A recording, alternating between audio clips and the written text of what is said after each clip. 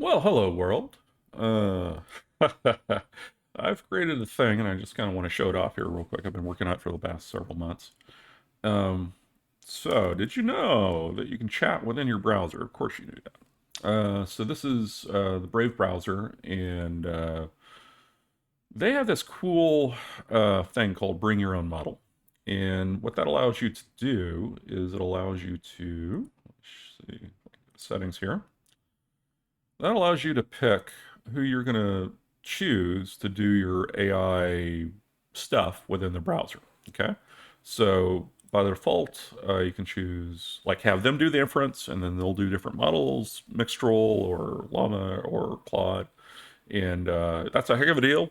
100% do that. I think Brave is a reputable company. I hopefully they're going to treat your data right. Okay. But the cool thing is that you can do this bring your own model stuff, right? Which allows you to spin up like Olama or something like that in a Docker container and then do the inference, purely locally, right? If you have a big enough GPU to handle that sort of thing. So if you do, beautiful use of that GPU, I think. Um, so I did something a little different. So what I did is I went through and I created a whole, here, let me just show this off, a whole organization on GitHub and created, I don't know, like a dozen, 15, 20, I don't know how many services and projects I've created at this point for doing like digital home infrastructure kind of stuff, right? And one of them is it's obviously very AI focused, and so it does text generation and image generation and ASR services and stuff like that, right? So basically, all of the cool new things that we can do with machine learning and AI and so forth, right? So this is essentially my back-end infrastructure for doing all that sort of stuff. Like a lot of this is actually just routing, right? Routing to the appropriate Docker container if I want to do it locally, or API service if I want to use someone else for doing a particular bit of inference for me and so forth. It's really a means to give me the control over how all of this inferencing is going to happen, right? In my digital world, right? Because, I live in the physical world, but, you know, I live a lot in the digital world, like the browser and like VS Code, right? And that sort of these sort of places, right? Where my little AI companions are my friends that I rely more and more on, right? And so I want to have them have more general context of myself. Um, I want to capture all this data that I'm generating and searching on and that sort of thing. And so this digital infrastructure is really a way for me to do that. So let me bring up the VS Code here again here, so you can kind of see. Let's just give you I think a little taste of what's going on here. Let's see, clear Docker PL logs. I just want to show you that it's, kind of a little taste of what you can do here. So let's see, cute cats in history. I know that one's a safe one to kind of click on here. So I just brought up this website, and now I'm just going to have it summarized. So this is kind of the basic thing that I'm sure everyone is doing these days, right? And so the cool thing I want to show off here is that, hey, I have access to the system prompt, right? I can manipulate that. I can do that whatever I want to with it, right? I have access, but more importantly, I have access to this data, right? Oh, hey, I was interested enough in this page to want to do a summary on that, right? And it's already kind of decomposed into a nice text format. Brave has done an excellent job of it, right? Because that's a non-trivial feat to be able to do that. And then, it has this, hey, this is the instruction that it's doing, right? And then I have the data, right? The actual inference that was done. Um, and because I'm kind of in the middle of all of this, I get to choose if I want to save that, if I want to basically throw that in some nice vector database, and then do kind of additional RAG sort of stuff, create my own agent in the back end for having a more kind of elaborate conversations inside the browser, or as I browse the web and so forth. And it's not just the browser, right? You can do it also with VS Code itself, right? So there's a currently uh, Microsoft has Copilot kind of baked in, and that's a wonderful tool, by the way. You should totally be taking advantage of that because it's effectively free. I think it's like $10 a month, but there's no way they're making money on that. But there's this other thing called Continue, which is a kind of an open source-ish sort of a browser extension. The actual browser extension is open source, but they have they want you to pay money to do the inference on them. But they also have a bring your own model mechanism, right? And it's, I think, the best way to doing that currently in VS Code is via the Continue plugin. And then that allows you to, do all the coding assistant sort of stuff, right?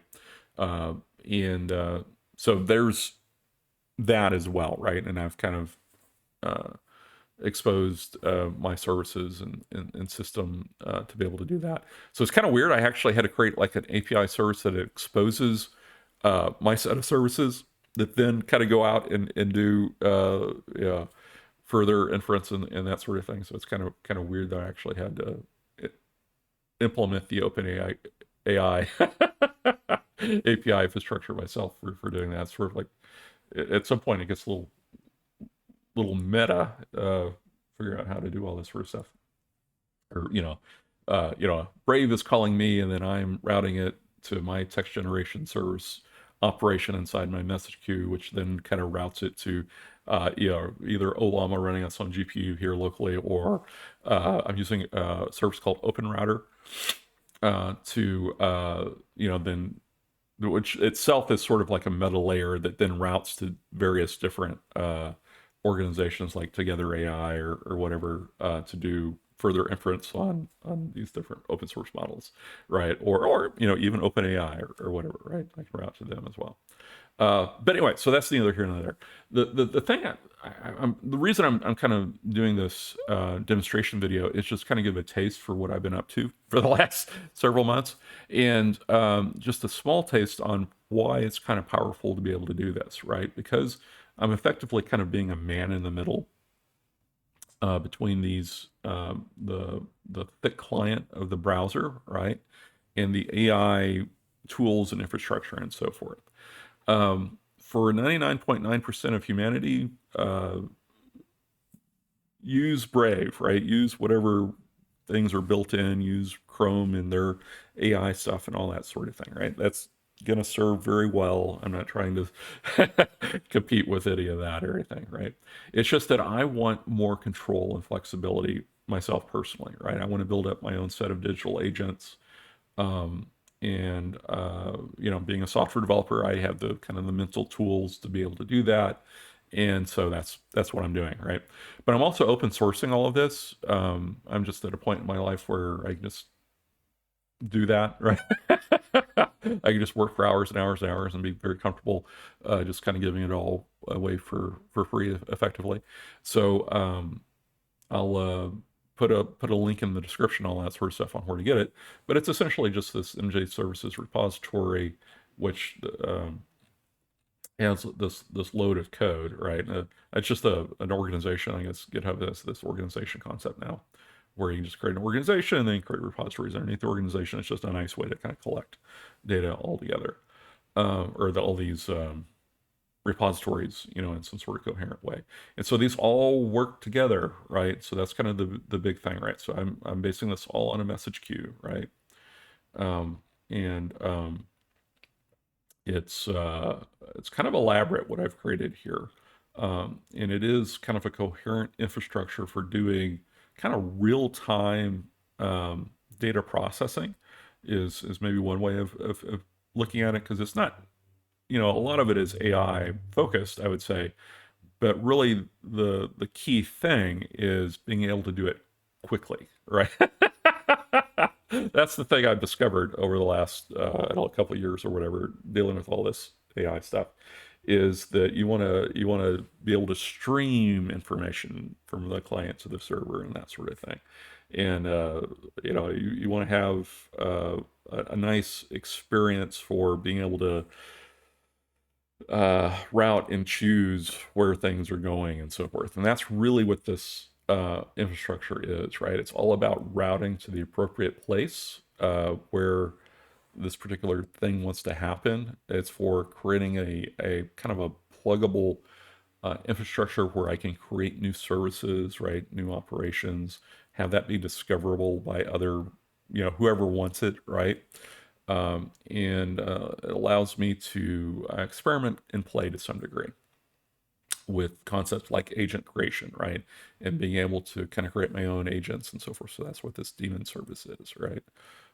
Let's see if I can, um, yeah, yeah, whatever. I'm in two different windows at once, but it's sort of a way for me to have build up a set of services for myself, for my own digital home, right?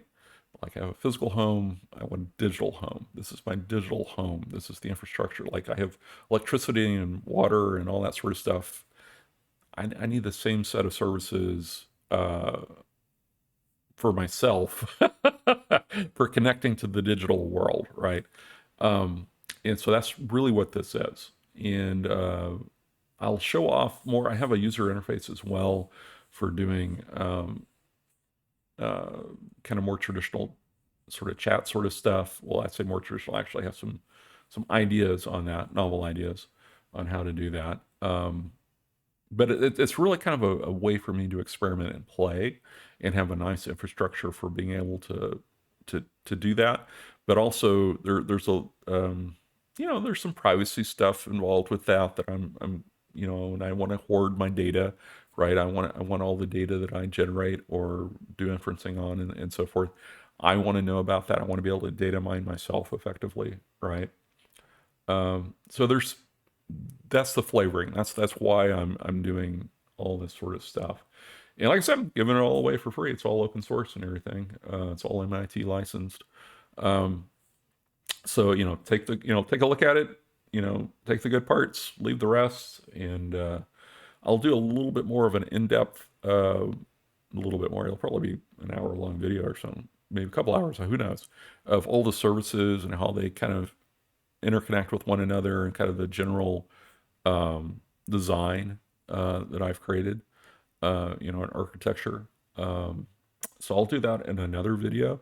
This is more just the kind of a simple taste of what I've done and kind of how it's, finally at least a little bit useful. Being able to do this bring your own model stuff with Brave and VS Code and other, I assume, other thick client sort of stuff.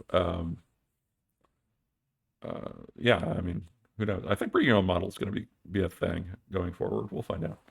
Uh, but anyway, that's it. And have fun. Take a look at it, and have have a good day. Catch you later. Bye.